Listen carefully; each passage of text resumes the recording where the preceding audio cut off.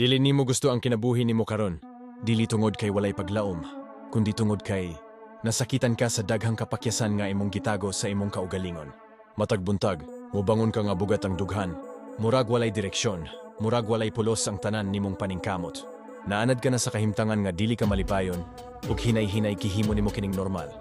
Mauni ang delikado, kung ang kasakit mahimong komportable, ug ang kapakyasan mahimong balon nga imong ginahigdaan. Sa sinugdan, doon na pa kay damgo. Doon na kay kusog. Doon na kay pagtuo sa imong kaugalingon. Apan sa matag higayon nga napildi ka, imbis nga motindog ka pag-usab, mas nipili ka nga molingkod. Gisulti nimo sa imong kaugalingon nga ugma na. Sunod na lang kung sakto na ang panahon. Apan ang tinuod, walay sakto nga panahon nga moabot. Ang panahon dili mo hulat kanimo. Samtang naghulat ka, ang kinabuhi nagpadayon, ug ikaw nabili. Dili ka biktima sa kalisod. Biktima ka sa imong kaugalingong pagpili. Sa matag adlaw nga wala kay gibuhat, usa ka adlaw ang nawala. Sa matag higayon nga mohunong ka tungod sa kahadlok, mas nagkalayo ka sa kinabuhi nga imong gusto. Dili ka kabalaon sa pag-uswag, kundi kay nahadlok ka sa kasakit nga kauban sa pagtubo. Ang kamatuoran lisod dawaton, walay mo abot nga magluwas kanimo. Walay mo tuktok sa imong pultahanog, moingon nga andam na ang tanan. Ikaw ra ang makapuli sa imong kaugalingon gikan sa kahimtangan nga imong gikapoyan. O kung dili nimo buhaton karon, mas maglisod ka og buhat ugma. Tanawa ang imong kaugalingon. Ang problema dili ka kulang sa talento, dili ka kulang sa oportunidad. Ang problema kay disiplinang kulang. Kada adlaw nga mosulti ka nga kapoy ka, pero wala kay gihimo. Ginatudluan nimo ang imong hunahuna nga okay ra ang pagundang. Hinay-hinay, mawala ang respeto nimo sa imong kaugalingon. Ug kung mawala na ang respeto nimo sa imong kaugalingon, unsa pa ang nabilin? Ang kinabuhi nga imong gipangandoy dili sayon. Wala gyud nay sayon. Apan mas lisod ang kinabuhi nga puno sa pagbasol. Mas lisod ang magmata-matag buntag nga naghunahuna. Kung unsa ka haang nahitabo kung wala ka ni undang. Ang kasakit sa paningkamot temporaryo ra. Ang kasakit sa pagbasol permanente. Dili ka kinahanglan mahimong perpekto.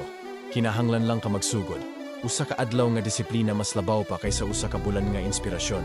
Ayaw hulata nga ganahan ka buhaton ang butang. Buhata bisan dili ka ganahan. Dito nagsugod ang tinuod nga kusog sa pagbuhat bisan lisod, bisan walay gana, bisan walay motanaw. Kung dili nimo gusto ang kinabuhi nimo karon, ayaw kini dawata. Dili kini silot nga kinahanglan nimong antuson hangtod sa hangtod. Kini resulta sa imong mga desisyon. Ug kung desisyon ang hinungdan, desisyon usab ang solusyon. Usba ang imong rutina. Usba ang imong batasan. Usba ang paagi sa imong paghunahuna. Walay kalit nga milagro, apan adunay sigurado nga resulta kung magpadayon ka. Hunahuna akong asa ka paingon kung magpadayon ka sa parehas nga dalan. Kung dili ka mo bago, parehas ra gihapon ang imong kaugmaon. Parehas nga kapoy, parehas nga reklamo, parehas nga kahimtangan. Kung nasakitan ka sa hulagway nga imong nakita, maayo. Ang kasakit mo ipahimangno nga panahon na sa kausaban. Dili pa ulahi ang tanan. Apan dili sab sayo. Karon ra ang naa. Karon ang higayon nga mobarog ka, bisag hinay, bisag lisod. Ayaw hulata nga mawala ang kahadlok. Buhata bisan naa pa ang kahadlok. Ang kaisog dili ang kawalay kahadlok. Ang kaisog mao ang paglihok bisan na hadlok. Ang kinabuhi nga imong gusto dili mo abot kung maghulat ka. Kinahanglan nimo kinisundon, pugson, trabahon matag adlaw. Ug usa ka adlaw, dili dayon apan sigurado. Motanaw ka balik ug moingon. Maayo gani wala ko niundang. Apan kung karon pa lang mohunong ka, ang imong kaugalingon sa umaabot mao ang pinakadako nimong kaaway.